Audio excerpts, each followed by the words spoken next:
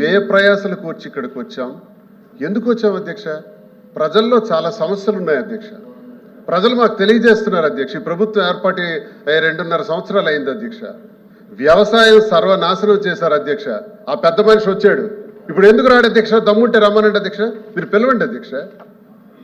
ఆ సభ ఎవరైతే అగ్రికల్చర్ మినిస్టర్గా ఉన్నాడో అచ్చెన్నాయుడు అనేవాడు, ఆంబోత్ అధ్యక్ష, సారీ క్షమించండి, అది గతంలో మేము పెట్టిన పేరే అధ్యక్ష, సార్థక నామధేయం అయింది. ఈరోజు హౌస్ అంతా కూడా అదే గట్టిగా చెప్పారు.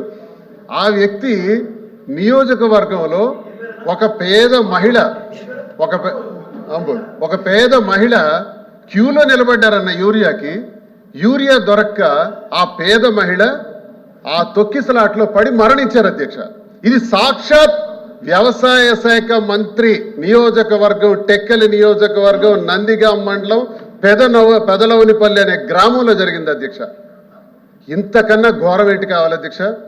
వ్యవసాయానికి సంబంధించి యూరియా సప్లై లేదు, డిఏపి లేదు, పొటాషియం లేదు, వరి చేలు అయితే రంగు మారిపోతున్నాయి, చాలా దగ్గర పండించిన పంట గిట్టుబాటు ధర లేదు అధ్యక్ష. జగన్మోహన్ రెడ్డి గారు ప్రతి ఎకరాకు కూడా ఇన్సూరెన్స్ కట్టి, ప్రతి ఎకరాకు కూడా ఎరువులు, పురుగు మందులు, విత్తనాలు ముందస్తుగానే అంచనాలు వేసి అవన్నీ సప్లై చేసి గిట్టుబాటు ధరలు కూడా ఇచ్చి రైతన్నకు సంతోషపరిచినటువంటి రోజులు అధ్యక్ష.